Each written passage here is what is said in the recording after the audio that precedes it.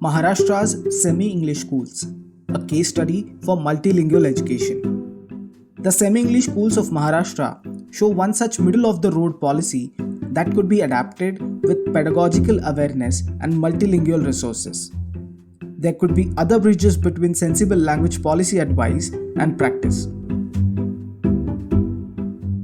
Many schools in Maharashtra have practiced a norm called semi-English for around 3 decades. These were Marathi medium schools but would introduce textbooks in English for science and mathematics at the middle school level. What does a semi-English in government-aided school here imply? In these schools, textbooks for science and mathematics at the middle school level would be in English, whereas for other subjects, the books would be in Marathi. English would also be taught as a separate subject.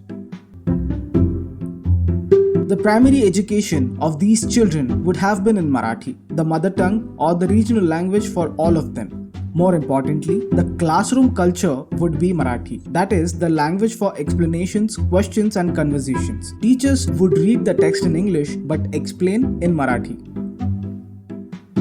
A bilingual cultural process is accepted all around, although the pedagogical approach remains largely traditional. Children would make an effort to read the English texts, become familiar with the terms and meaning making and thinking in Marathi. This example bears out what linguists have been suggesting, that children learn languages easily. Meaningful fluency in the home or regional languages helps acquire skills in another language. In the process, respect for the home or regional language is enhanced. Contrast this with the situation of a district town in Madhya Pradesh. 2 decades ago, there were very few English medium schools. Almost all were private schools. Hindi was banned from being used in the classrooms. Teachers did not explain in Hindi in a freewheeling manner. Children were not allowed to speak in Hindi since administrators and teachers believed that they would not pick up English otherwise. You have to force children to speak in English, they explained. All textbooks would be in English with Hindi as one subject. Teachers whose fluency for English was severely limited simply resorted to brief explanations.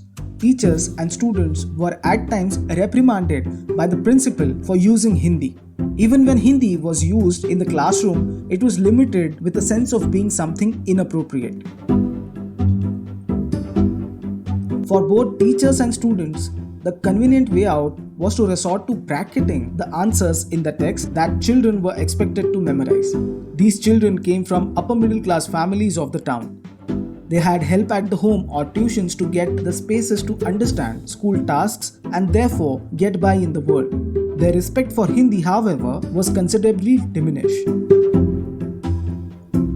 In such an atmosphere, English as an aspirational language in Madhya Pradesh was limited to a very small set of students in private schools, catering to the elite. Understanding and making out the meaning in Hindi that would have been natural to them was banned. On the other hand, the Maharashtra schools followed a more organic approach that could combine aspirational aspect and learning with meaning. Moreover, these schools were government-aided schools in urban and semi-urban areas. Their reach was far wider and covered a larger section of the student population who would otherwise have had limited access to higher education. This monolingual approach for schools is not limited to Madhya Pradesh. This is a widespread view. Paradoxically, even in Maharashtra, while their response to English as an aspiration has been to find a middle path, the policy towards tribal languages is the opposite. There is an imposition of the dominant language using the same logic that unless children are forced, they will not pick up Marathi, which is required for further studies and job prospects. In the residential ashram shalas of the state and the Zilla Parishad schools in tribal areas, the regional language could be Korku, Gondi, Madiya, Bhili and others. The large section of teachers in these schools is made up of outsiders from what they may be called mainstream Marathi speaking regions. The language policy in these schools virtually bans the tribal languages. It is the same argument and the effect is similar. For many tribal background students, the classroom school practice shuns the use of their home or regional language. In an internal survey for a random sample of 66 ashram schools out of 371 spread across 3 different regions of the state, we found that 15% of the children could not read their Marathi science textbook and around 37% were struggling and could only read some parts. This policy of Marathi only was excluding half the children from meaningful engagement. This is based on the fieldwork with schools and preliminary baseline report. There have been some recent efforts by the government to introduce primers in the tribal languages for class 1 and 2, but it does not match the requirement of the field. The politics of language also comes into play sharply. While one does find some teachers from tribal backgrounds who have acquired fluency in Marathi, there are very few teachers from the mainstream regions who have picked up their tribal language.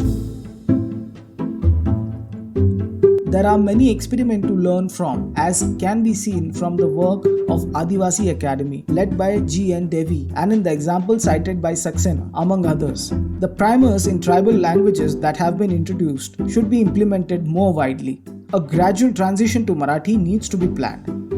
Talking in the tribal regional language has to be encouraged in the classroom at all levels. Oral culture of schools within the classroom and outside should be in child's language.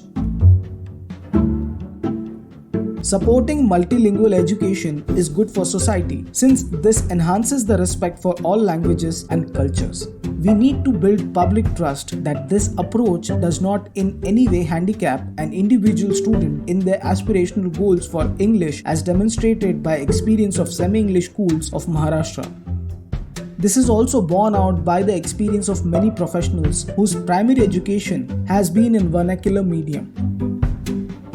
These quotes have been taken from the article Learning from Maharashtra's Semi-English Government Aided Schools, authored by Arvind Sardana.